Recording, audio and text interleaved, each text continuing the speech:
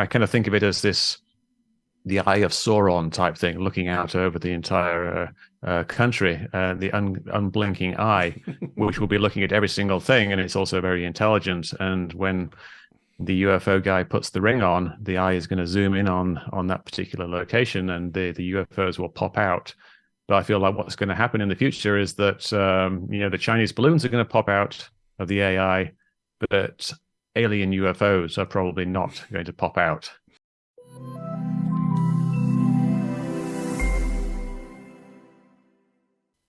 What's up, you scholars of enlightenment? Dr. Sam Gregson here again. I hope you've had a wonderful week and have a brilliant weekend in store. It's all gone a little bit balloon crazy over in the US. Roughly 2 weeks ago, US defense officials announced that they were tracking a Chinese balloon after the massive object had been seen floating across the northwest by civilians. The US claims the balloon was spying on military sites across America, including missile sites in Montana. The balloon was monitored by NORAD as it traversed the United States, but was not shot down as its huge, plane-sized payload could have presented a risk to Americans on the ground. Many were critical of this decision. The balloon was eventually shot down by US jets over the Atlantic on the 4th of February and landed in shallow water near Myrtle Beach, South Carolina. Since then, the US has been committed to salvaging any debris and understanding the balloon's capabilities and purpose. 2 days ago, they dragged electrical equipment believed to be surveillance equipment from the sea.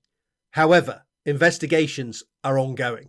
China has denied that it was spying on the US and claims the balloon was a weather ship blown off course, a claim that may have some merit. Regardless, the balloon sparked a huge international incident, with US Secretary of State Antony Blinken denouncing the irresponsible act and postponing a planned trip to China on the 5th to 6th of February. US-China relations are already strained given the potential origins of COVID, international trade wrangling, China's human rights record, and many other factors. This incident has poured fuel on those flames. Following the downing of the balloon, the US widened its domestic sensor windows and located several other unidentified aerial phenomena, or UAPs, objects in the sky that could not be accounted for. From then until now, 3 more smaller objects have been shot down over Canada, Alaska, and Michigan. At present, there's no indication that these objects were linked to China, and they were most likely balloons of currently unknown origin. Again, studies continue. To help me dig deeper into these intriguing matters, I welcome 2 phenomenal special guests. Firstly, noted skeptic and debunker, Mick West. Mick is a British science writer, skeptical investigator, and retired video game programmer. He's the creator of the websites Contrail Science and Metabunk, and he investigates and debunks pseudoscientific claims and conspiracy theories, such as those of chemtrails and UFOs. He has appeared in various media, including CBS, BBC, CNN, Radio New Zealand, and Scientific American, as an expert conspiracy analyst and science communicator. He's also appeared on the Joe Rogan podcast. Secondly, I welcome a good friend and colleague, sensor and navigation expert, Dr. Ramsey Faragher. Ramsey is an expert in electronics, navigation, and sensor fusion. He's a Bi-Fellow of Queen's College, Cambridge, and the CTO, President, and Director of Focal Point Positioning Limited. He is a real-life James Bond Q, according to Top Gear magazine. So I couldn't hope for 2 better special guests to help me break down Balloongate. So, Mick, I initially want to discuss the Chinese balloon that kind of started all of this off, that was shot down on the 4th of February, I believe. What kind of craft was this, and what was its purpose? What do we know? Because I think we're told it's a balloon that was 200 feet, that's 60 meters tall, and carried a kind of airliner-sized load underneath, maybe over a ton. So what are we dealing with here? It's a balloon. It's a very, very large balloon. So it's like a heavy lifting balloon, a high altitude heavy lifter. And I believe it's a super pressure balloon, which means it has a kind of a fixed volume of air.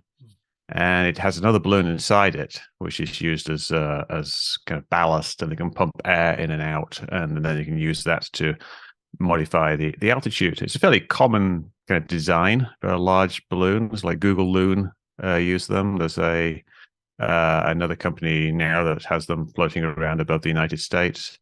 And you need a big balloon because it's carrying a very big payload. It had this several thousand pounds of equipment strung underneath it, which we are told is some kind of intelligence gathering equipment, listening equipment, and perhaps other things, and probably like a bunch of solar panels as well.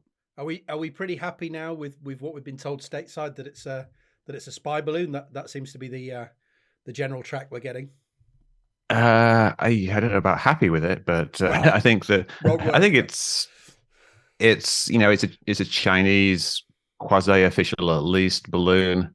The analysis now of its track seems to suggest it wasn't deliberately heading for the United States. It was actually heading possibly for US military bases like in Guam and Hawaii. We don't even know that for sure.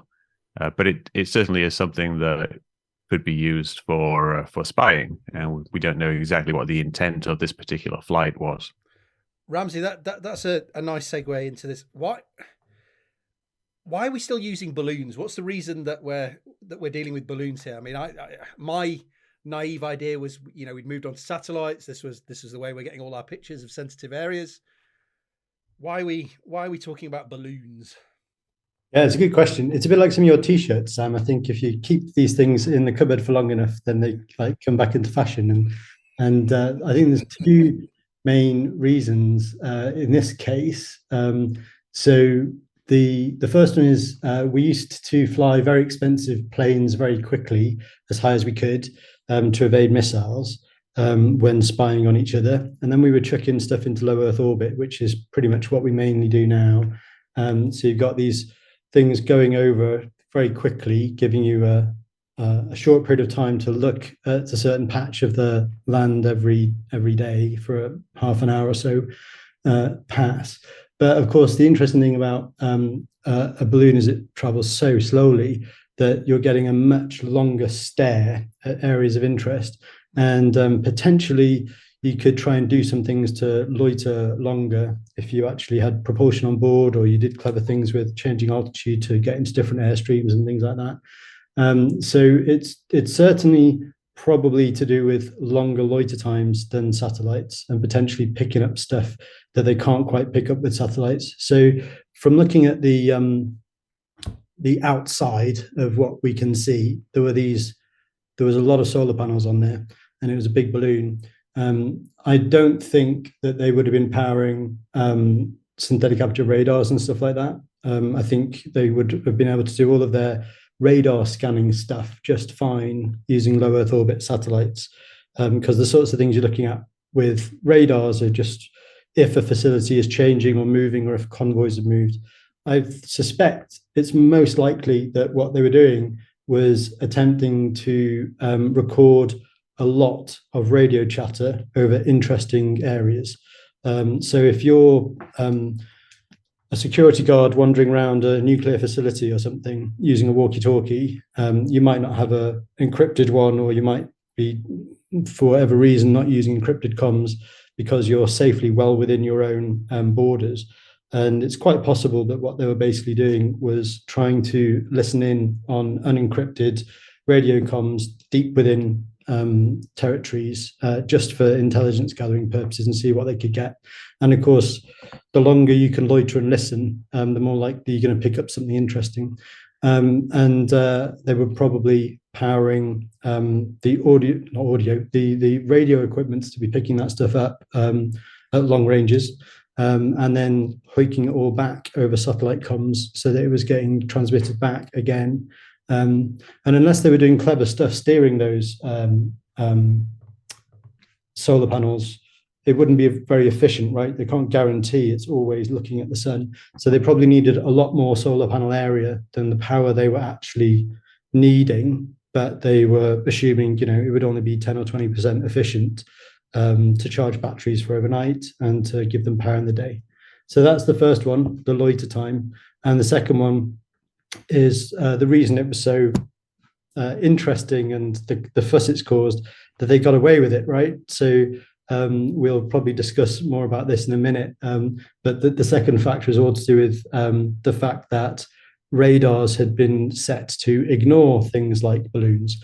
And so it wasn't triggering any alarms in the way an intercontinental ballistic missile launch or a very high velocity spycraft aircraft would have done. And so it literally snuck in under the radar in many ways as well, which is why they would have switched to balloons. And it's probably, I mean, Mick, correct me if I'm wrong, but I think it was spotted by civilians and reported, and then it was kind of explained that it had been tracked and it hadn't been, the authorities knew about it before the civilians, but it was, I think it was probably suffering a problem and lower than it should have been. And they were probably aiming for this thing to be much higher and not as easily visible from the ground. I was going to say, because it seems to have been tracked by, some guy out in his front garden in Montana. So it's very easily, very easily spotted. Was this maybe, as Ramsey says, was this a problem, or was this maybe sending a message? Look, we can send these balloons into your airspace, and we want to see what you're going to do. What do we have any idea of why? I think it's not entirely clear. I mean, I think the kind of official story, like from the U.S. government now, is that they don't actually think that it was deliberately sent over the United States. So maybe it was having a problem, or maybe it was just simply a bit kind of caught up in the prevailing winds. Once you get into a certain state, there's only so much steering you can actually do. And it's because if all of the winds are going roughly in the same direction, you can't exactly turn around in the other direction. And when it was first spotted by a civilian, I think it was still pretty high. It was about 60,000 feet, which is very high above commercial traffic. And the only reason they could really see it from the ground was that it was so big. But even 200 feet is only kind of the size of a reasonable sized plane. And those are pretty hard to see when they're above 40, 50,000 feet. So it would have been just like a white dot in the sky, and just someone used some kind of magnification. They zoomed in on it or used the binoculars to see it. But I don't think this. I'm not sure it's entirely true to say that this one kind of snuck in under the radar because it was so large. It would have given the radar signature essentially of a plane or some kind of large craft. And the fact that it was moving slow might not have overridden the fact that it was giving a kind of a large radar return. I don't know though. I mean, it's possible, because if the radar is only set to filter things out based on speed, then if it's just moving at wind speed, maybe it doesn't matter how big the radar return is. Yeah, exactly. It was definitely from the pictures we saw, there was no attempt at stealthiness, right? Yeah, it was literally size of a bus and looking like a bus with all of these big solar panels. And so you're absolutely right. The radar return off it would have been healthy. Then as you say, the question is, did it accidentally get into airspace that it shouldn't have been in, and then would have been tracked and detected, or were they hoping or knowing that there might have been certain gates set on the radars to ignore clutter in certain settings? And yes, it's hard to know. But what we do know is that in the past there have been silly mistakes with radars before in theatre, where they've been set up incorrectly and then stuff has got through that shouldn't have come through. But we can only guess. But what we certainly can say is that you generally try to remove the clutter, so you're just able to concentrate on the radar screen showing stuff that is of interest. And so, as you say, Mick, they'd have to set that up correctly so that it was not an or situation, that something was either very slow or above a certain threshold. That's how you'd ensure it was still seen. I was thinking that kind of sounds like a loophole in a contract. It's like you're having to specify these set of conditions, and there might be some particular configuration that you can do that can just slip by and bypass, get through one of these gates, or not get in one of these gates of the radar filters. So it's almost like I guess it would be like exploiting a bug in the code once you get to that kind of level of complexity and filtering. And that's something I guess that they decided, like, something got through, let's just turn off all the filters, and then wham bam, you've got lots and lots of balloons to shoot down. It kind of sounds like one of these things in a film, where they've got some sensor that just, too overreactive to animals in the environment or whatever, so they turn down the settings because they don't want all these false positives, and then it's allowed. A certain, then someone sneaks in with a horse's head on their head, basically. Because the velociraptors kill everyone. Yeah, exactly. So is this? I guess this is a function of what, of the speed of the object, the height that it's at, the certain profile that it's returning in terms of radar. That just whatever filters were set up, it wasn't being picked up. I think the big one they mentioned was speed, but obviously, like altitude would play a part because you get lots of ground clutter. And so you want to kind of filter out, like, trucks that are down the road and things like that, that aren't of interest, or maybe even boats. The possibly like the signal strength return. If you've got a very flickery, intermittent signal, that's probably something very small, like a bird or something like that, or a balloon. And so they might filter those out as well. But then, of course, it might also be a stealth fighter. So maybe you wouldn't want to filter that out.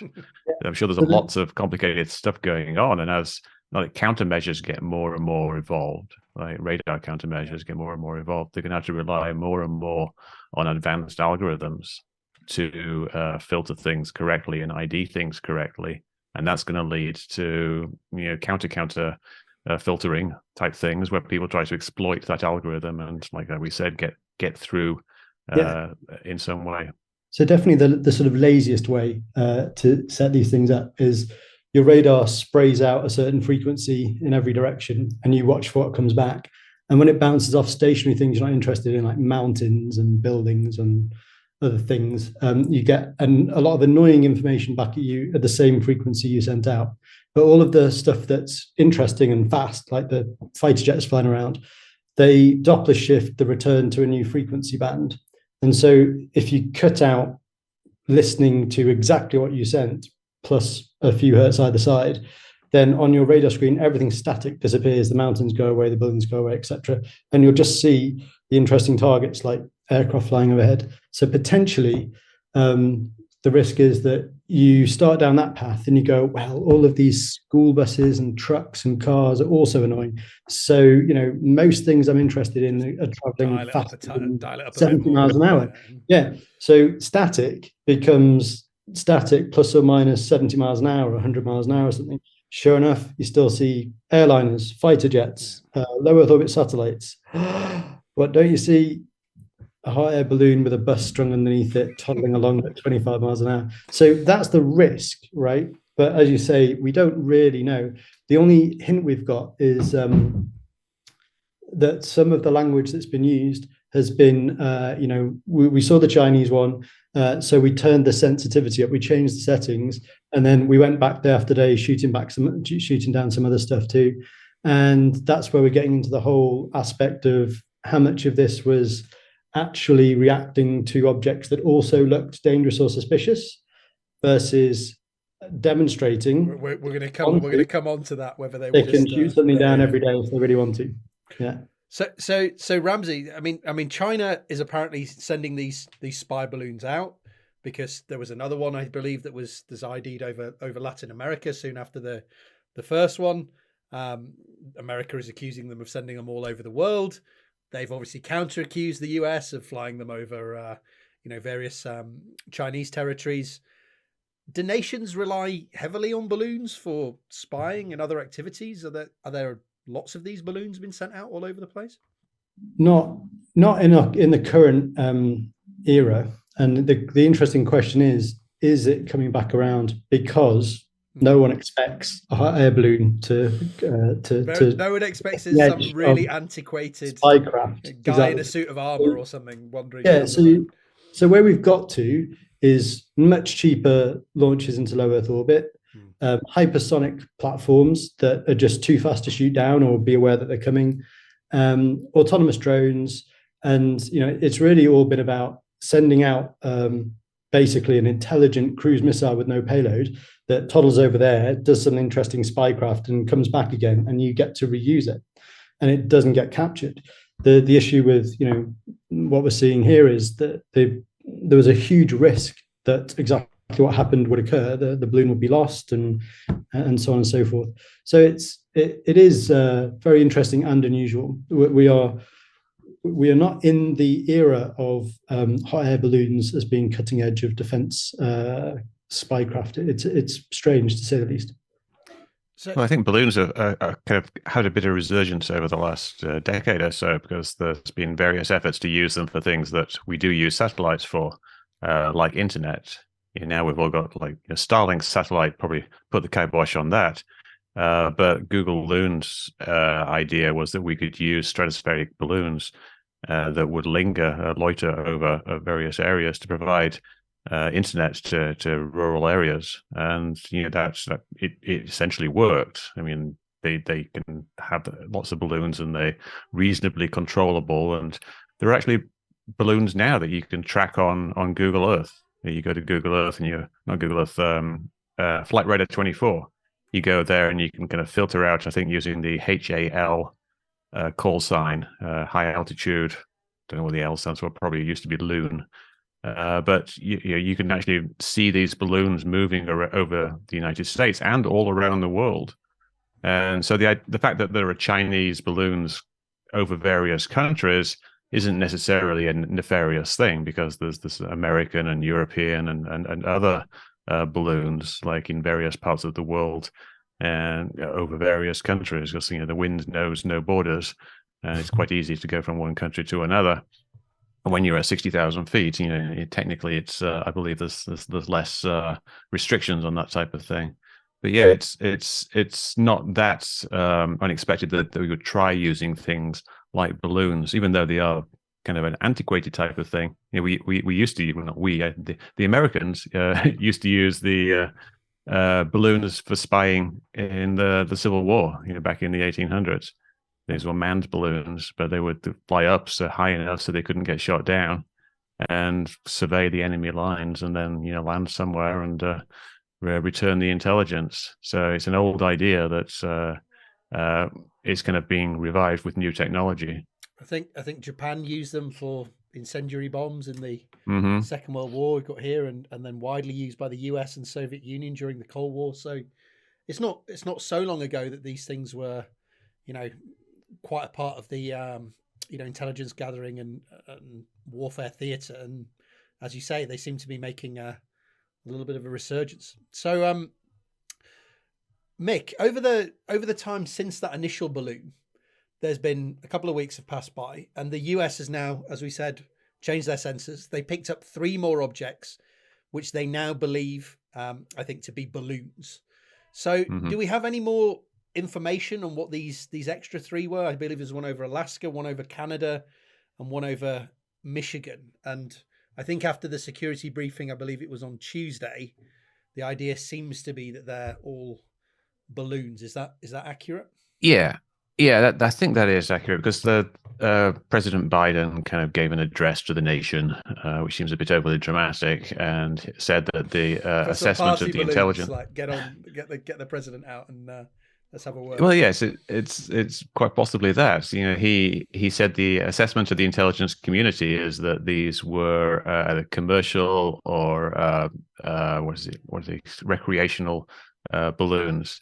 And we don't know exactly what they all are, but we have some clues. And one of them might be a thing called the Pico balloon, which is a type of kind of it's a hobbyist balloon, kind of like a ham radio thing, where people try to send a small radio transmitter around the world, like literally around the world.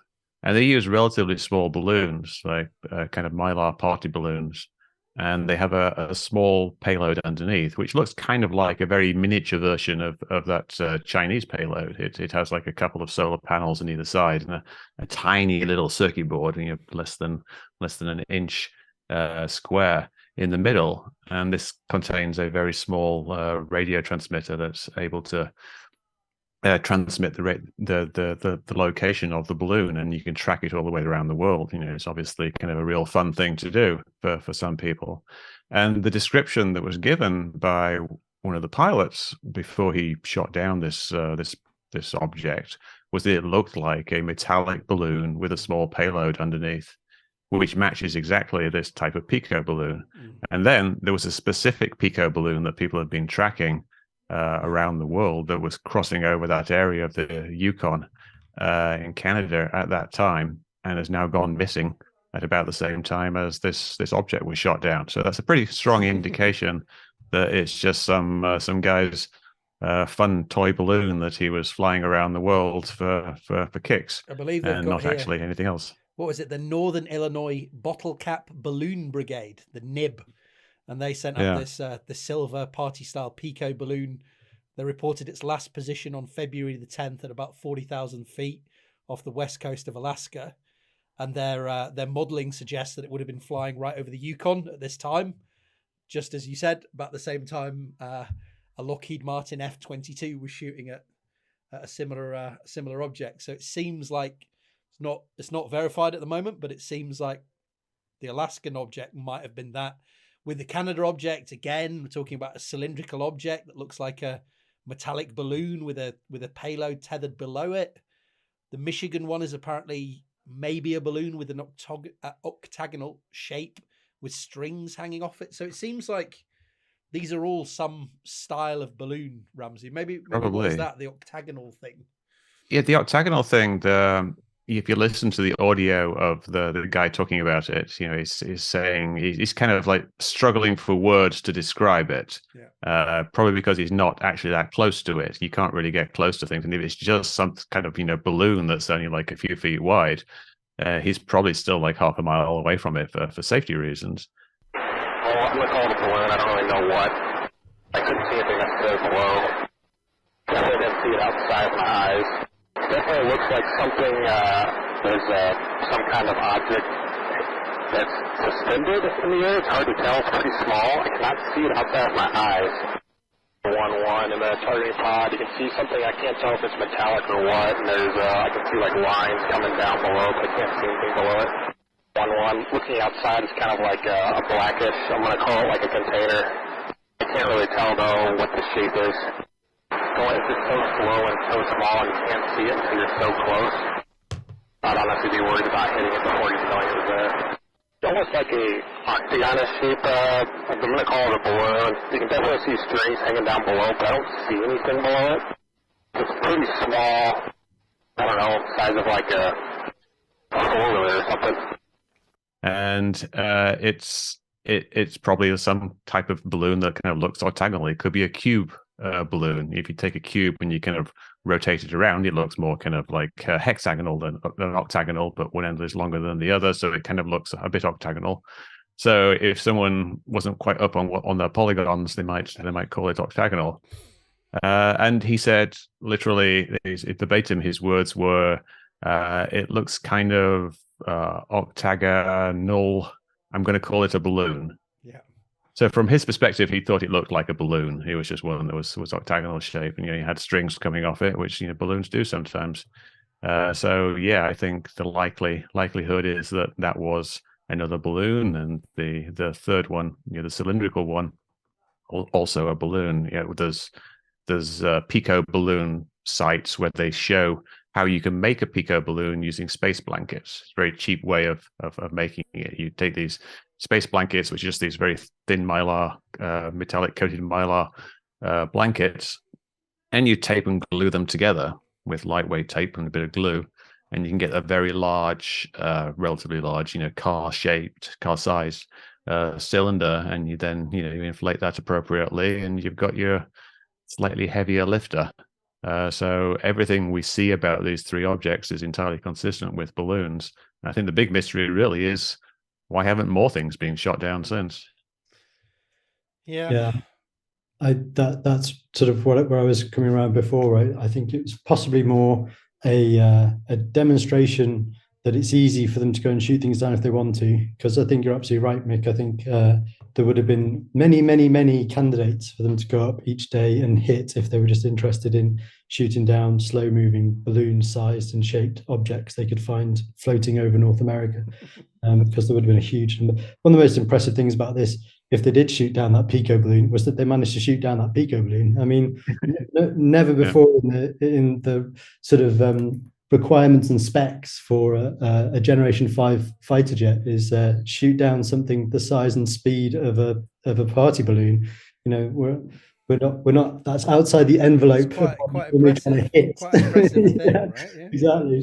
So congratulations if they did manage to pull that one off. It's like the one of the hard levels on a computer game. It would be a very small target, but yeah, it is a pretty advanced missile. It's like, you know, beyond the old heat-seeking missiles. It actually uses essentially like a FLIR camera, like a focal plane array. In the heat-seeking part, so it's actually measuring the contrast between the object and the sky. Now, if it was just an old-fashioned heat-seeking missile, it probably wouldn't be able to hit the balloon because there's no heat coming off the balloon.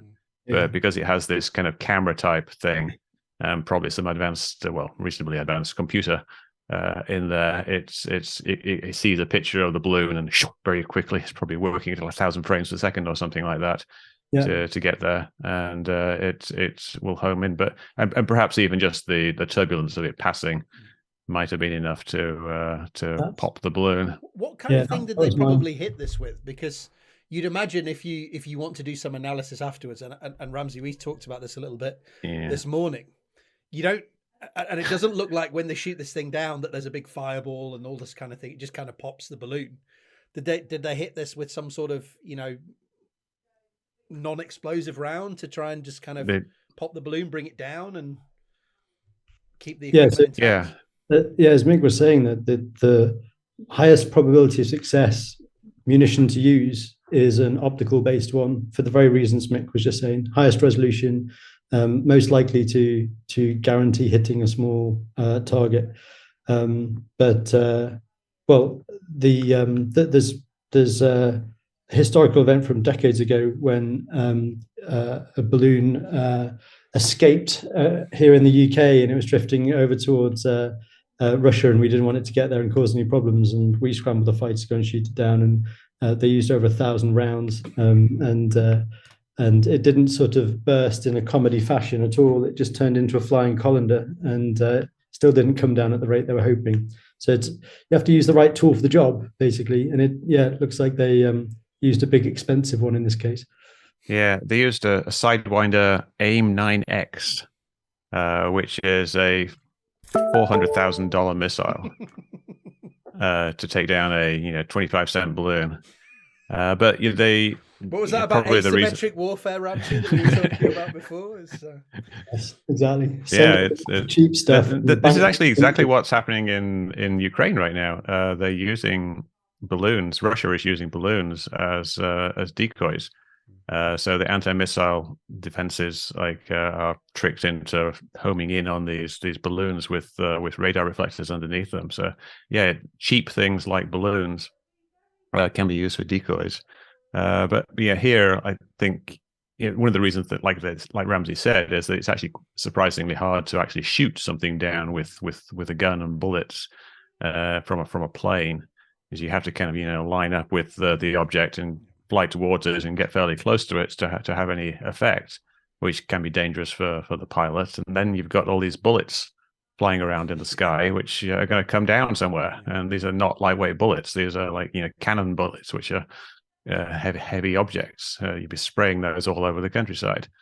So in a way, like using this expensive missile was a bit of a precision operation, although one of the missiles missed and ended up in the lake.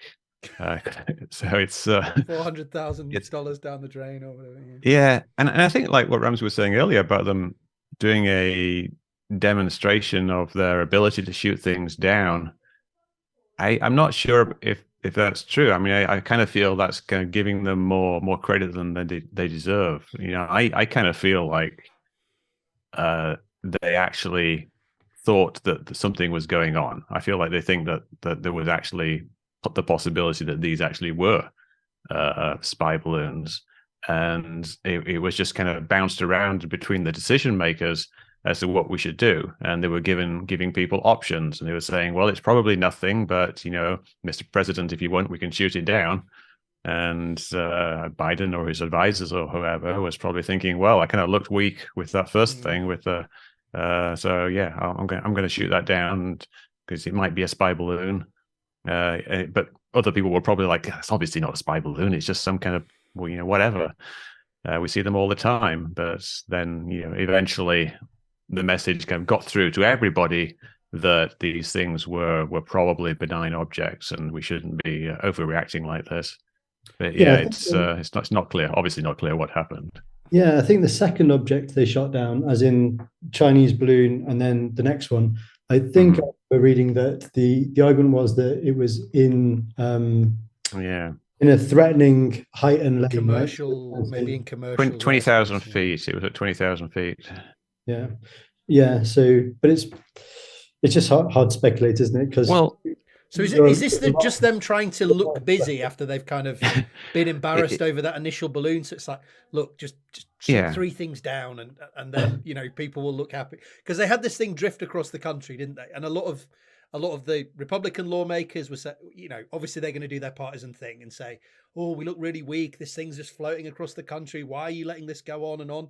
Obviously, they didn't want to bring this bus-sized thing down on people's heads, so they waited for a sensible time to bring it down. But the argument goes, you're just letting this balloon drift across the country, and your pundits are getting on the TV and saying, "Oh, look how weak we are." You look up and you see a Chinese balloon above our heads. Was this just Biden and the defense apparatus trying to look busy, or were they embarrassed that this thing was going across, or did they actually think, as kind of Mick is alluding to, that this was a real problem where we've got 3 or 4 more spy balloons going around and we need to actually deal with this? It's kind of hard to tell, right? Yeah, I think it's a combination of things, and perhaps like poor communication between various departments and decision-making bodies. And the excuse they use that it's a danger to air traffic is a very flimsy excuse. 20,000 feet isn't where most air traffic cruises. Then normally are 30,000 feet and above. There are 20,000 feet when they're descending or climbing to airports. General aviation is usually below 10,000 feet. There's some regional jets that will kind of hop up to 20,000 feet and then down again. But the amount of air traffic at that altitude really isn't very high. And even if it was at 30,000 feet, the risk of collision is incredibly small. And there's lots and lots of balloons. Especially balloons of the size of the Pico balloon up there. And there's also things like birds cruising around, at those altitudes. And we don't send a jet up over a condor that's cruising at 20,000 feet, whatever the highest altitude birds get to, which is pretty high. I got a horrible image of just some stork or something just getting a sidewinder. Yeah, exactly. But they are probably more of a threat because they have a lot more mass than these balloons. If they hit a plane, they can do a lot of damage, but we don't hunt them down in midair, which is something that's kind of almost an acceptable risk. The collisions are going to be pretty rare. And the same thing with balloons. There's a lot fewer balloons than there are birds. So the idea that we need to clear the airways of every single possible small balloon is just kind of ridiculous. Yeah, it's very interesting. Then that's where it sort of comes around to this real uncertainty with the information we have as to trying to conclude why they shot down the ones they did, because it's just so hard to without the it would be much easier if the pilot recordings that we've heard all said, this thing's the size of a bus, I can see solar panels, I can see antennas, what should I do? The decision-making process is very clear there. The suggestion that they shot something down the size of a party balloon just demonstrates that it's hard to piece together what the thought process has been over the last few days. But they're never going to come out and say, "Look, we needed to do something, so we just shot 3 things down." Right? This is never going to be the official line. Ramsey raises something really interesting there, Mick, which I wanted to get. I know you will have some thoughts on this. Is that it's incredibly interesting that the pilots who engage these objects, they all seem to give very conflicting reports regarding what they saw, how the object was behaving. It had propulsion system. It didn't have propulsion system. It had strings. It didn't have strings. It interfered with my instruments. It didn't interfere with my instruments. I thought you might want to expand on that a little bit because, from seeing your Twitter over the years, I know that this is something that gets leveled at you. You don't respect these observers, these great pilots. But it's not about that, right? People get things wrong. They get things confused when they're moving at high speed and they're looking at small objects. Yeah. I mean, people kind of, I think they misunderstand what pilots do. I mean, the role of a pilot is to survive primarily. That's their number one objective. So everything they do is about not crashing the plane when they're taking off or landing or flying around. Number two, it's fulfilling their mission objectives. It's trying to deliver munitions to a certain location or fly their plane to a certain place where they can rendezvous with something or observe something. The goal isn't to fly around objects floating in midair and characterize what they are. That isn't something that they are trained to do, or even necessarily something that they have like the bandwidth to be able to do. So like, it's not surprising that when a pilot is asked to do something like that, they don't always make the best job of it. And often we get different opinions from different pilots. And things like balloons are particularly difficult to deal with because you don't know how big an object is. And when you're flying along at 300 plus miles per hour, you're going to get very significant parallax effects. And you're up there very high up. There's very little in terms of features in the landscape for you to kind of judge things against, because you're looking against the sky. So it's very difficult to actually judge how big it is. And so you can't tell how far away it is, and you can't tell how fast it's going. And you can't really get that close to it either. How far away it is and how big it is as well, which yes, where yeah, am exactly. I in that parameter space, like I'm yeah, not no, sure. I mean, if you think you don't know how some example here, like this beach ball size object that's the size of my head. Obviously you can tell by looking at it here that it's out of focus and everything. But when you're up in the sky, everything's far enough away that it's all in focus at the same time. There's no stereo cues between your eyes, so you can't really tell how far away it is. So you don't know if it's like something that's like the size of my head that's over here, or something that's like the size of my hand way back here. It's kind of impossible to judge. And so you don't know if it's moving like this, if it's something that's small, or if it's something like this that's moving really, really fast, that's far away. It's very difficult to judge. And this is something we've seen historically with a lot of UFO cases, is that we have essentially a person and a camera in a moving plane, and then we have an object that appears to be moving very fast. And there's a variety of cases that have this exact same thing.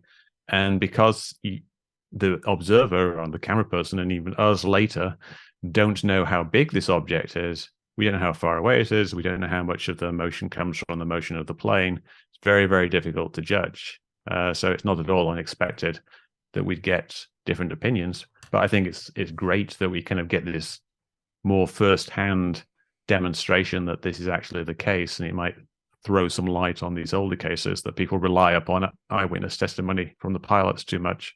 We need to go up in a balloon and have a look, right? Slow moving balloon, and have a look at these things and see what's going on. But the point you raise there is really important, because this is it's a really good end-to-end experiment, right? You've got these pilots who are going up, they're giving these differing accounts of what they see. Then you shoot the thing down, you see what it is. So you've almost got that end-to-end experiment to say, oh, look, what they said they saw in the sky either does or it doesn't tally with what we know it was when we've shot it down onto the ground. So we see it's a weather balloon, or we see, there's aliens crawling out of it all over the place, and it's something we've never seen before. But they seem to be balloons, and it wasn't fingers easy crossed for them to characterize these things when they were in fingers crossed. I really hope that they find these objects, or at least one of them, and they can compare what they've got with what the reports were, and what they saw on the radar, and what they thought it was, and what they originally said it was. So if we actually, I mean, the odds are pretty small. You shoot down like a Mylar balloon that's 3 feet wide over the Yukon wilderness, thousands of square miles of tree and snow. You're very, very likely not going to find anything. That makes sense. And you mentioned there was another interesting point you made on your Twitter, is that if you're a UFO enthusiast, you should really be kind of welcoming these identifications, right, of balloons, because it allows you to now focus on things where you're not just dealing with what a pilot says or very, very low information. You can now focus on something that's pilot information plus extra sensors. This is a good thing, right? It's not It's not a bad thing. Well, it depends on your perspective. I mean, I think a lot of people are disappointed because it kind of throws suspicion on a lot of previous cases. But that should be good. I mean, if we can actually eliminate more and more cases, then we can narrow down to the ones that are interesting. And but the problem is, when you do start narrowing things down like that, if you start saying, well, maybe eyewitness testimony isn't that good, maybe we shouldn't be trusting exactly what these pilots said, you really are not left with very much, if at all. You're left with some blurry videos, and you're left with some compelling sounding stories that aren't backed up with data, and you're left with claims of evidence that is secret that we're not allowed to see. So it's kind of good if we're engaged in an honest search for anomalies, but it's not good if you think that we should always trust exactly what the pilots say, because you still think that they are infallible, which is something that's going to continue to happen. People are going to continue to say, military pilots, best in the world, their training costs millions of dollars. They're trained observers, which they're not. They're not really trained observers in the sense of being able to observe balloons correctly. But it will continue. But I think it really should be, for some people, a bit of a point to ponder. Well, should we actually give that much weight to the pilot's testimony? Ramsey, anything to add on that? Yeah, it'd be interesting to see where this all evolves to, and if some capabilities are developed to take better imagery and capture more information on these objects as they float around before shooting them down. I mean, given more of a heads up and more planning into this, you could design systems that go and just loiter alongside these things and figure out what they are and record their, as Mick was alluding to earlier, about countermeasures. You can end up developing something that spies on the spy balloon and stuff. But you could, in theory, try and capture some of them as well at certain heights and speeds. But we've completely lost that capability. We used to have, back in the 60s and 70s, the original low Earth orbit spy satellites, of course, back then were recording onto film. So how do you get your massive drums of film back from space? You drop them and parachute them down. And they would genuinely go out and catch big canisters of film coming down on parachutes with aircraft. And of course, all of that capability has long been retired because it was all before we were born. But there could be, as we speak, urgent operational requirements being written for defense companies going, develop a system that can go and safely recover an object with these properties. So I wouldn't be surprised if some of that is going on at the moment. Yeah, it's certainly something that it will probably be needed in the future, because there's going to be more and more of this type of thing. If the Chinese continue to use spy balloons, they're going to refine them and maybe use smaller ones to try to sneak past the more stealthy ones that can get past the radar, and obviously at slow speed. So they're going to have to, the US and everybody else is going to have to develop countermeasures for that. And it's not too technically difficult to design something to capture something like that, but I think it's going to be something that's very fiddly to get right. So it's not something you can just knock up in a week or two. It's going to take a while, and a bunch of testing and hundreds of millions of dollars probably, the way things go. And these things are going to blow around when you get close, of course. So it's not just going to be like something that sits there and just lets you pick it up, right? Well, of course, capturing the returning canisters was a completely designed system from scratch. So the way how far they dangled below their parachutes and all this kind of stuff was all designed into how you'd capture them. So capturing something uncooperative is more challenging. But I'm kind of picturing like a giant net gun or something that shoots out, like one of those nets that they use for capturing wild animals, and then one of the corners of it has a little parachute in it, and everything else tangles up together. And there you go. I've designed it for you. But Thanks, I remember the patent it quick. Don't put this on the internet yet, Sam. Let Mick write his patent. You remember the one, Ramsey? Midair capture system. A few months back. It was a rocket company that were trying to catch a rocket coming down with a helicopter. I think they got near it and then kind of just veered off because they were like, "I'm not doing this. This is ridiculous." There was a slight failure. Yeah. There was that satellite recovery. Was it like a little spaceship that they'd used for collecting solar dust, I believe? And they were going to capture it with a parachute, but the parachute never opened, and they just smashed into the desert. Yeah. And they were going to use a helicopter with presumably a very big stick attached. Yeah, a big hook underneath, I think. Yeah, and I think the guy got close and said, "No, I am not doing this." And just you're right. There was an issue. Was it swinging around too much? I think it was. Yeah, I think it was swinging around. He was like, "No, I'm not doing this. Too dangerous." But it does remind me, isn't it like Moonraker or something? There's a James Bond film where the satellite is captured by a bigger satellite, and that's exactly it. There's always a bigger fish analogy. And the thing you were saying about your soon-to-be patented net-based mechanism, when drones were first a problem, as if they're not anymore, and there were people playing with the early days of DJI Phantoms and then losing control of them, and they were drifting over airports and stuff. There were companies that were basically providing the capability of a much bigger drone with, as you said, Mick, a air canister and a net. And basically, big drone would go next to little drone, fire net at it. It would get caught up in the net, and you bring it back. I'm pretty sure I've seen some companies offering just hawks as well to bring these things down. Exactly. Yeah, it's true. I've seen that they trained a hawk to attack drones, which can't always be great for the hawk with the propellers and everything. But have thought so. No. So another thing, Ramsey, did you have something? Were you going on then? No, I was just going to make a comment about how only startup companies can get away with things like this.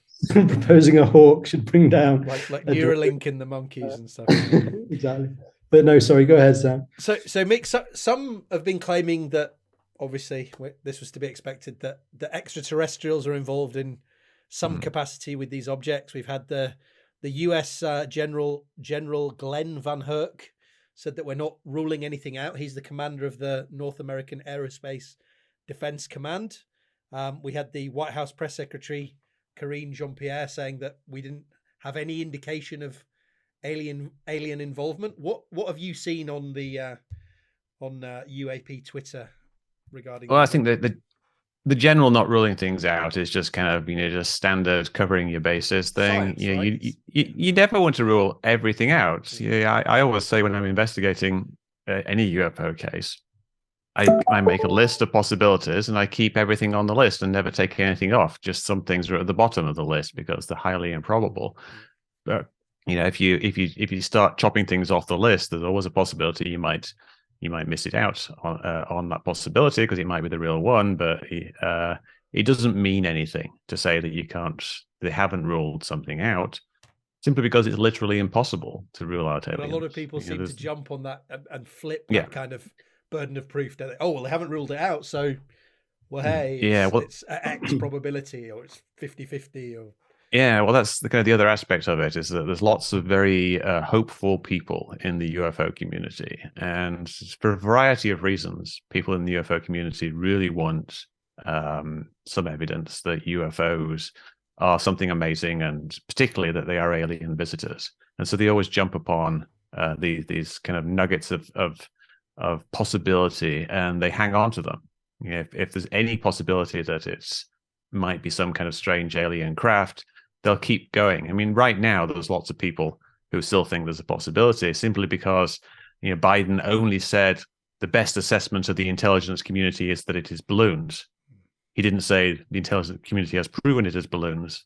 So, obviously, it is almost certainly balloons, 99.99999%. But like you say, people take this uncertainty being more of a 50-50 thing. Yeah. Like, we don't know what it is. Maybe it's aliens. I mean, I think there's still a chance, even though that chance is infinitesimally small. They still like to go with that because of their preference. And some of their preferences are actually very personal. I mean, a lot of people in the UFO community are people who think that they've had some kind of close encounter, and they're basing their belief on UFOs being aliens upon them actually having seen a UFO or even having some kind of encounter with an alien. So it's understandable from their perspective that want to get some validation for their experiences. Yeah, there's a lot of people who are very, very invested in the pursuit of that. I wanted to talk to you a little bit more, Mick, about this interaction between that UAP community and the enthusiasts and genuine national security concerns. So I believe you posted a few tweets last week about this insistence of seeing aliens everywhere may have hindered actually looking at these things in a professional and scientific manner. Can you give us a few more thoughts on that interplay? Because there seem to be people like Marco Rubio, Kirsten Gillibrand, Christopher Mellon, who come out and say, we're not taking these things seriously. We need to be on top of technological surprises and these kind of things. But then when we start a UAP task force, it seems to run immediately to people who are very, very invested in finding aliens. And there's a little bit of I say a little bit, there's a huge tension there, isn't there? Yeah, and you kind of have to know what the history is of the UAP task force and the ATIP program before that with Louis Elizondo. And it all goes back to a long way, but the most recent incarnation of it goes back to the 1990s and a place called Skinwalker Ranch, which is this small ranch in Utah in the United States that is supposedly haunted and has lots of UFOs visiting it.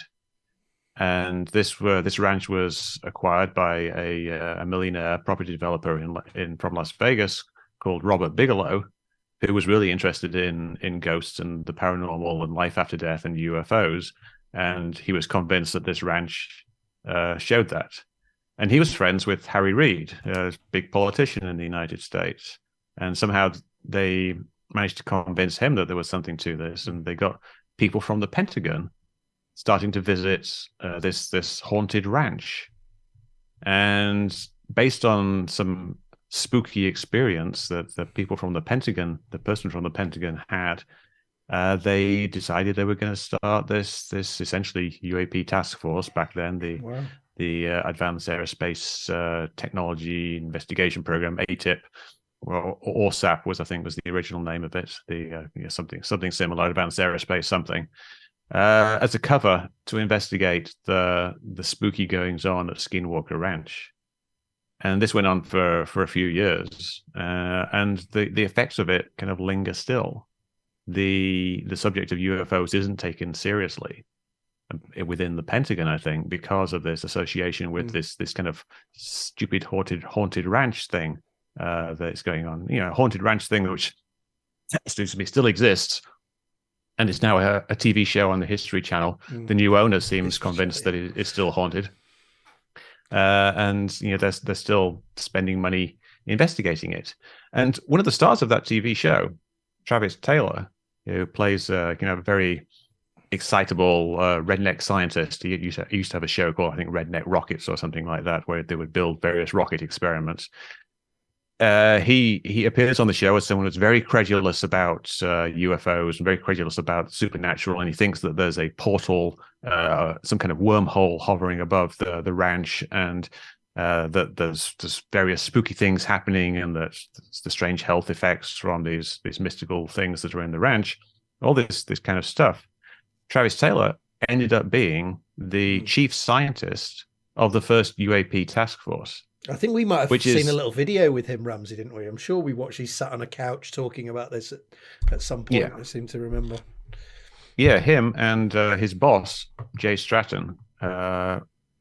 Jay Stratton also went to the ranch, and he became convinced that he had some kind of mystical experience. He felt this kind of zone of terror or something around him, made him run away. And then later, when he returned home to his house, his family started seeing weird things like werewolves in the garden. I mean, literally, like werewolves in the garden, and strange glowing orbs that moved around. And he thought that he'd brought something back with him from the ranch. And Jay Stratton, was the head of the UAP task force. So you've got this task force. This is the first incarnation of it. That's staffed by people who have this really strong belief in something supernatural going on. And so I think that becomes a problem in two ways. Like, firstly, they are going to focus more on the supernatural type explanations. They're going to favor the amazing things because they believe these amazing things are there, and they feel that their job is to seek them out, seek out these amazing things. And so they'll tend to like not look at the more mundane explanations as much. And then the second thing is that other people will not take the UAP task force seriously because it's staffed by these people. And so when serious cases get classified as UAP or UFOs, they're taken less seriously. And that's being a big issue, I think, that is slowly being remedied now. Yeah. Well, the bit you mentioned, or the bit where Sam Weed looked at something in the past, was one of the things I think, Mick, was that on Skinwalker Ranch, there's been a lot of fuss made about interference with electronic devices and GPS receivers and jamming and spoofing and stuff. And basically, we'd come across something where he was presenting at an event and said something like, we're always seeing disruption of the GPS, including spoofing, where the receivers think they're in a position where they're not. And he says something like, if someone's able to do this, this is a huge, terrible thing that, a huge national security thing, like people should know about this. And, how are they able to do this? How are people? And the truth is, it's very, very, very easy to spoof civilian GPS, which is the stuff they're using. And Travis Taylor should be aware of that with his role and his defense background and so on. So I found that very strange. And my concern on that front is if you can spot so quickly as an expert in one field that he sensationalizes and overreaches and states things that aren't true about something I know a lot about, how many other things are sensationalized and overreached by this scientist? And that's the tricky thing.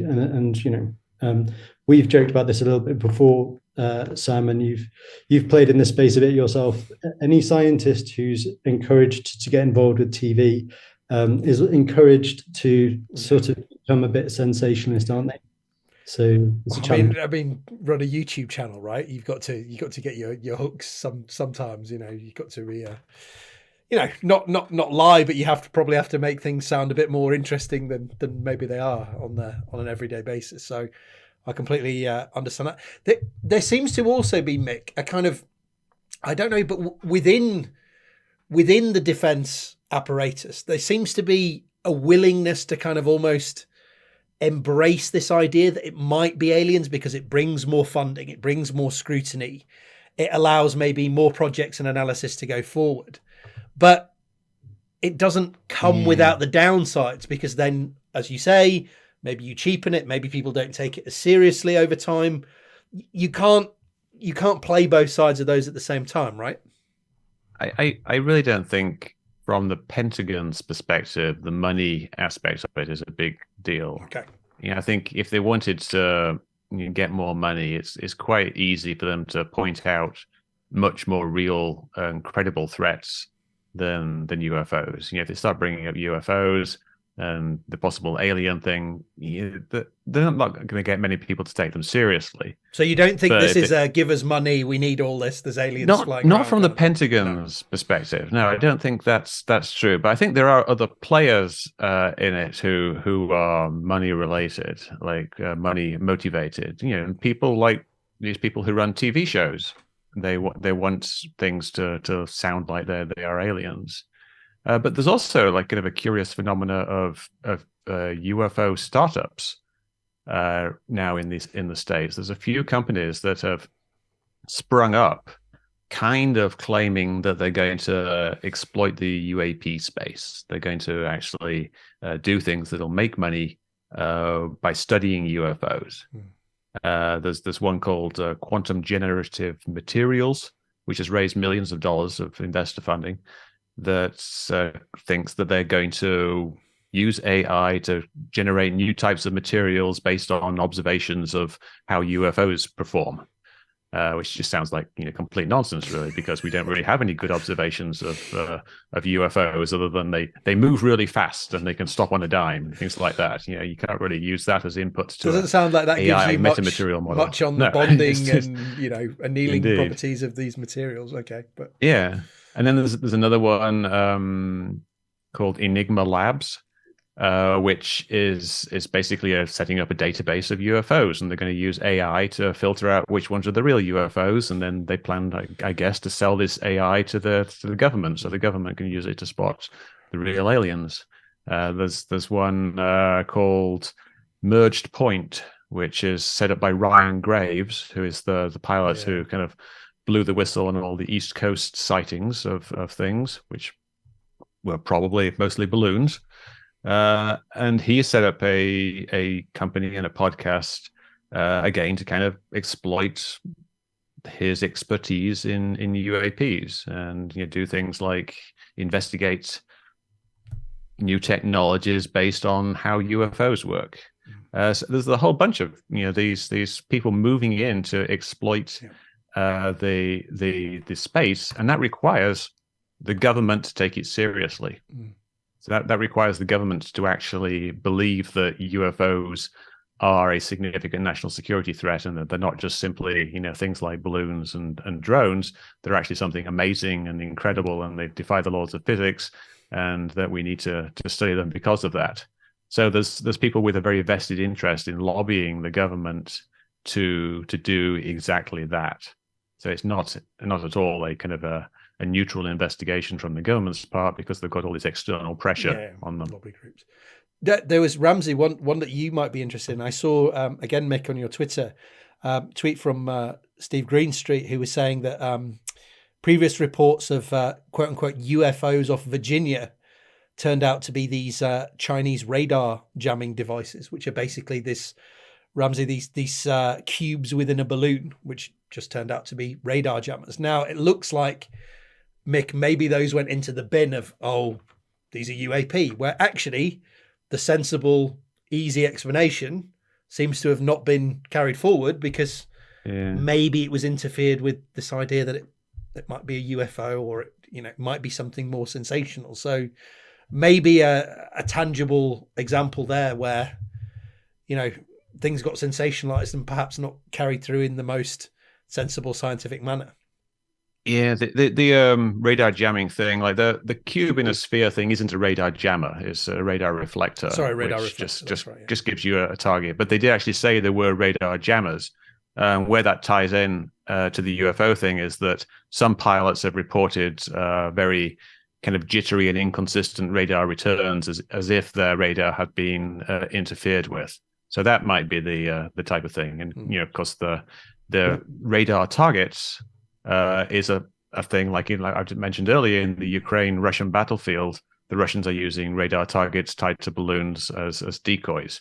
So that could be something that a foreign adversary would do simply to test the US response to such a thing. So both those things, radar jammers and radar targets, are possible explanations for UFOs seen off the East Coast. But more likely, most of them are just regular airborne clutter like balloons. I think you mentioned, Mick, that this kind of, they talked about the opening up of the sensors and seeing these more things. This was exactly what happened when I believe they opened up the sensor windows in the training ranges we discussed in the last time we had a discussion. Is that right?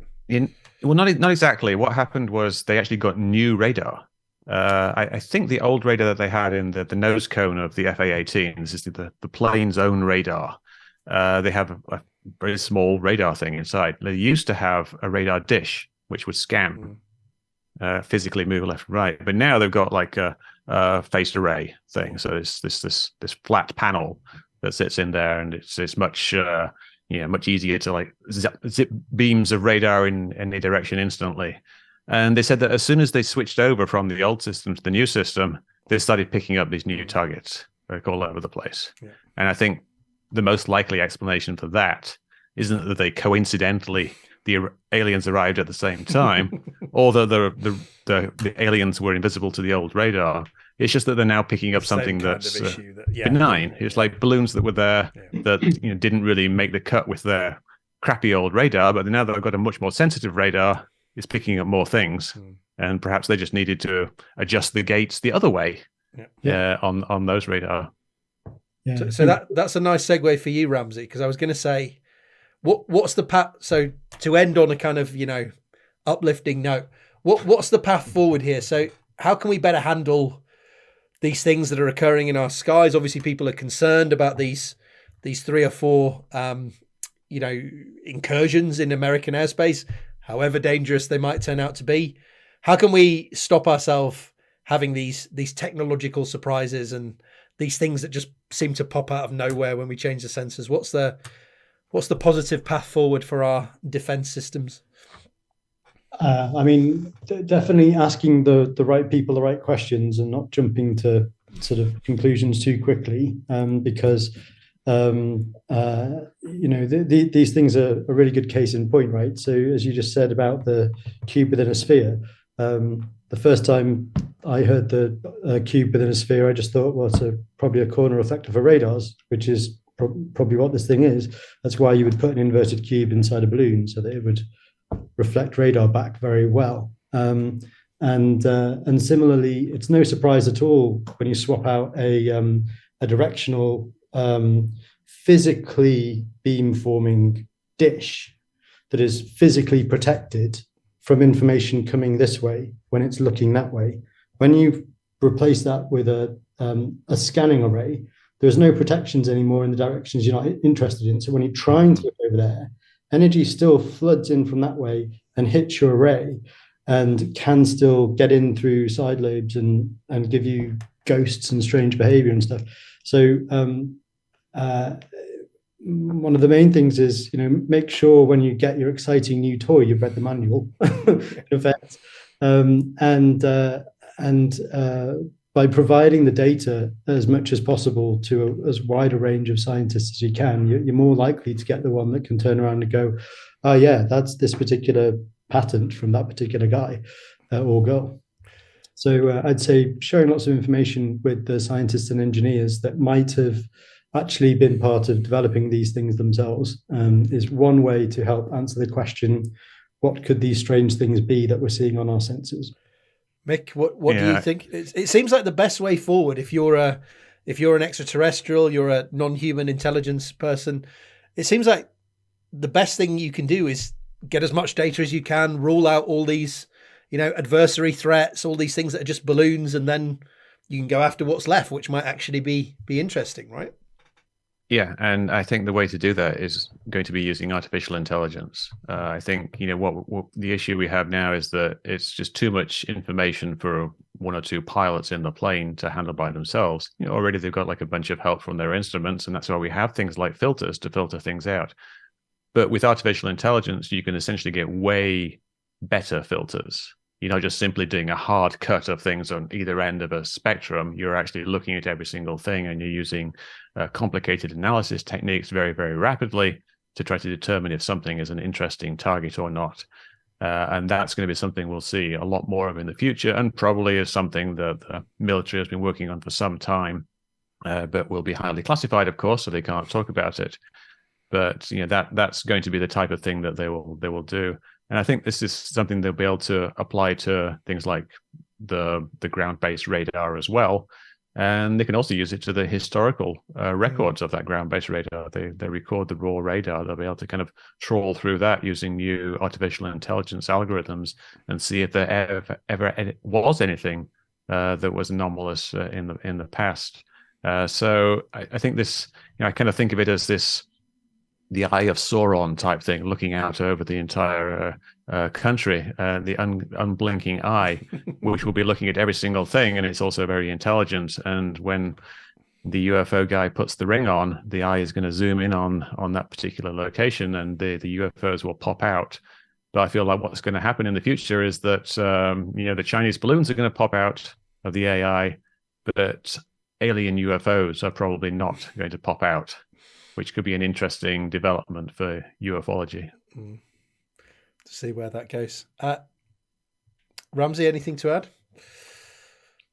No, I think we've had a really good chat over now. Good. Yeah. I had a little section for any other business. I don't know if either of you want to raise any other points on. I should have learned this by now after all of these years. Have something ready. Usually you talk about flying cars in this section, Ramsey, when we talk, but any other points on these balloons that you think people should know about? Do you know what I think we should do while we've got a programming expert on the line? We still haven't done our show yet about ChatGPT, and one of the most interesting things about that is they've just turned on Bing's version, and it appears to be depressed and trying to turn itself off. So what's happened? It's gone depressed. Usually they just turn into like fascist dictators within like 3 days, but unless you put these severe restraints on them. So these things work by feeding. They only have GPT generates one word after what it's went before it, like a probability model, and then it puts all of that back in again, and a new word comes out. So it's forever just making one more word from the words it's been given. And so to use them well, you try and limit the amount of content you're going to generate, because like with any random walk, you just make it go on and on and on and on and on. You end up moving out of the original space and into randomness. And I think what we're seeing with some of this stuff with Bing is they're allowing a really large output, or setting it to a really large output, and they shouldn't, because it gets stuck in really nasty, complicated loops. So it's just becoming a rambling old man. Just literally starts off on topic, and then it just has a mental breakdown during the conversation. They'll probably bring one up on the screen. There was a story in The Independent where it was sort of like, are you sentient? And it starts off explaining why it may or may not be sentient. And then there's a block of text like this that's just going, I am not, I am not, I am not, I am not, I am not, I am not. So it's a bit scary. But sorry, Mick, your views on this. I think it's interesting looking at Bing's offering, because it does feel very different when you're talking to ChatGPT. You end up arguing with it, and it very politely declines to do things that you want to do. Like, I asked it not to use an emoji at the end of every sentence, and it said, like, you've got to respect my communication style. I'm just trying to communicate effectively. And I was explaining it. Well, I find it very distracting, and he said, well, you should just respect my choice in communications. And it was perhaps a taste of things to come with our robot overlords. That's the last time I put an emoji in an email to Mick. That's I'm hearing. It was more of an experiment than anything, to see if I could get it to stop. And I tricked it into doing it once. I said, can you give me an example of what it would be like if you responded without using an emoji? And he says, well, I really prefer to use emojis, but here's what it would look like. And it gave me a response with one without an emoji at the end. It's a very interesting technology that's obviously just right at the start of becoming like an integral part of our lives. And it's going to be fascinating to see how it develops and how it eventually takes over the world. Yeah, I think Sam and I are going to attempt to get around to doing a proper piece on it, aren't we, Sam? So maybe I think we're going to try and get it to. Ramsey does entrance exams for Cambridge, so we're either going to try and get it to see if it could get into Cambridge through one of his interviews, or maybe see if it could do a physics paper from Cambridge and see what its capabilities are. I mean, it's a language thing, right? So it seems to be okay if you give it the wording of a question, because obviously similar questions will have been asked before. But if you show it a diagram, it's it's going to struggle. So we'll see. Yeah. We'll see how that goes. And I think it's a little bit more complicated than a random walk with moving to one thing. I think it's a little bit more structured than that. Like, I asked it to write a contract for me for a wager on whether aliens will be discovered in the next 10 years. And it spit out this pretty perfect contract, really. I added some things to it, and then I asked it, like, modify paragraph 6 so that it includes something, the possibility of something or other, and it did it, and it was this perfect modification. So it's I think it's it is a little bit more complicated than just a simple random walk that's with weights. Yeah, so it actually thinks more about the whole thing. Yeah, all I'm referring to there is, you're absolutely right.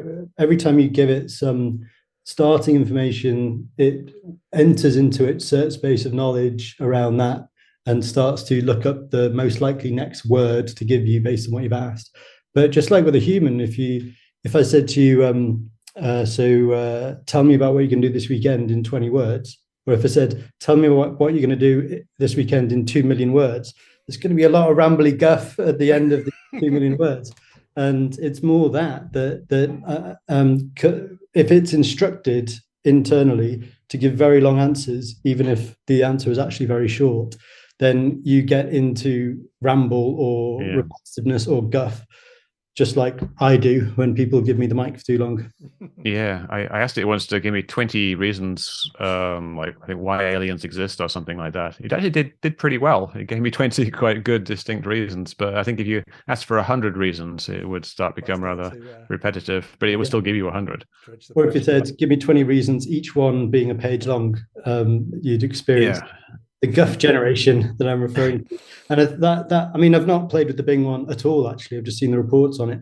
But what I saw coming out of it, it did make me feel like open AI, actually, you had to, just as you said, you had to coax more out of ChatGPT. ChatGPT would give you like a few sentences and stop.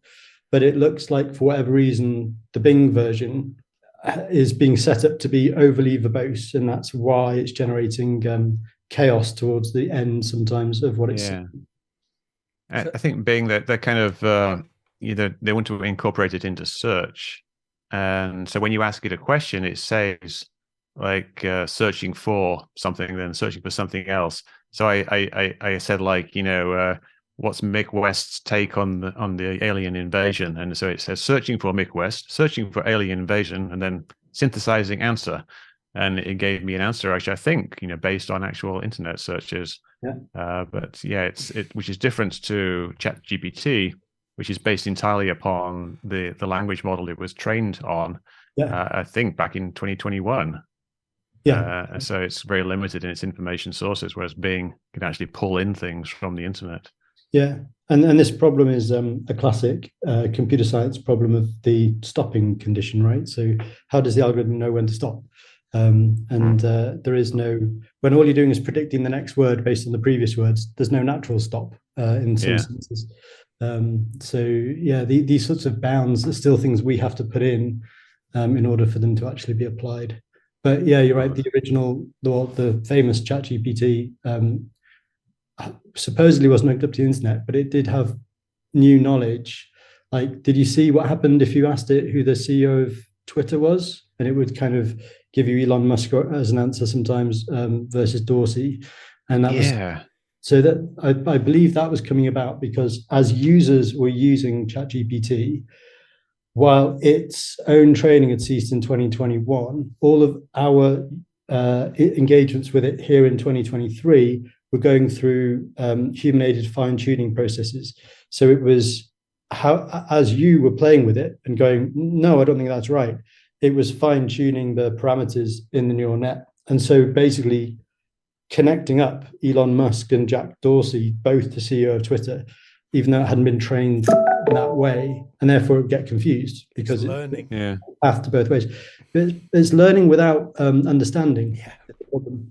I remember it's not, and it kind of changes from day to day as well. Like, like you said there, it gave two different answers. Like in the early days, like a few months ago, I asked it to explain the meaning of the phrase, my milkshake brings all the boys to the yard.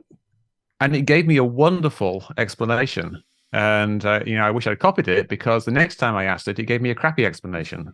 It was a terrible thing. It was like the first explanation it gave was very nuanced about kind of sexuality and lyrics and metaphors and things like that. And the second explanation a few weeks later was that someone had made a nice milkshake and the boys were coming out to get this milkshake. And I don't know why it changed. I wish I could get the old ChatGPT back.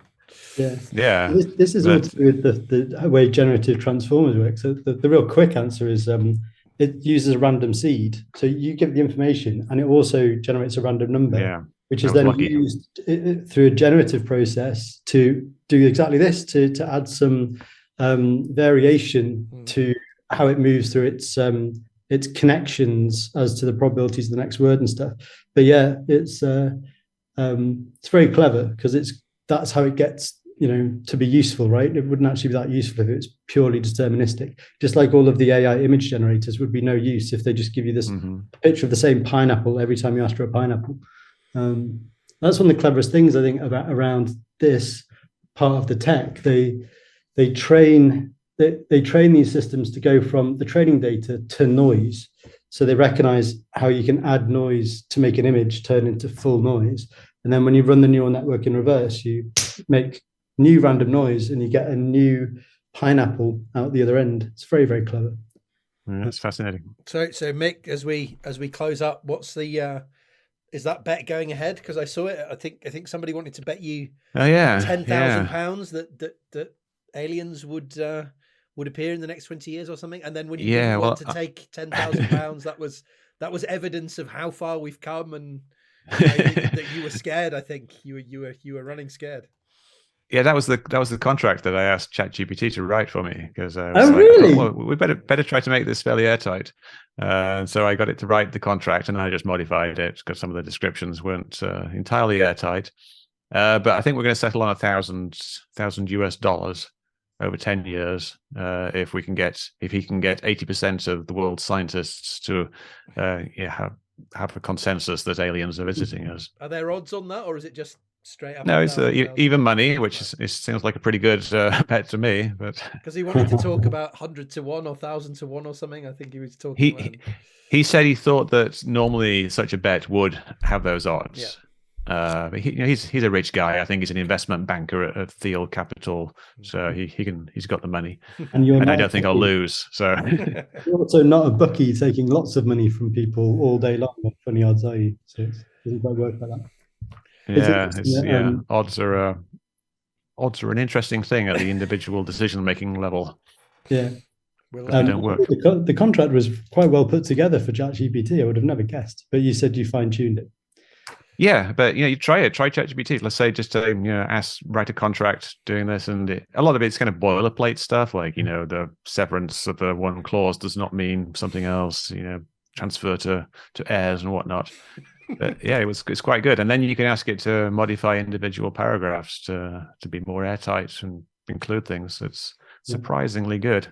It writes good code as well. It's you ask it to do something like write a JavaScript function to calculate the distance along the surface of the Earth between 2 points specified by latitude, longitude, and it will do it. Yeah, it will spit it out. Yeah. But he knows how to do that, and you can do more nuanced things like find a point 2/3 of the way along a line between 2 points, or find the centroid of various points given latitude and longitude, and it will actually figure it out.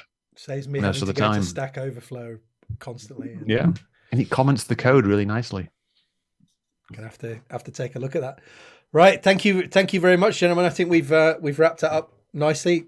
Yes, Ramsey and I are intending to do that. So maybe we'll let you know what we're planning, Mick, and keep you in the loop about that. Thank you very much. Again, Mick has his own YouTube channel. Mick, do you want to send people anywhere on the stuff that you're doing and what you want to kind of advertise? Well, you can always follow me on Twitter at Mick West, or I'm on YouTube at Mick West. And if the more detailed stuff I do is on my website, metabunk.org. Awesome. Ramsey, do you want to push people anywhere? People can find me here, Sam. You're happy to keep your head down, aren't you? Good stuff. All right. Well, gentlemen, thank you very much again. I think that was a really awesome discussion, and let's stay in contact, and we'll chat about ChatGPT soon, I guess. Cheers, Sam. All right. Thanks a lot. I want to know what you think, because you're the scholars of enlightenment that I do this for. So please take a moment, if you wish, to let me know down in the comment section. And if you like this video, please consider leaving a like, subscribing, setting up notifications, and sharing this video more widely. I can't tell you how much these simple actions help me out and how much I'd appreciate it. Thanks for watching. Thanks for being scientific. Thanks for being bad.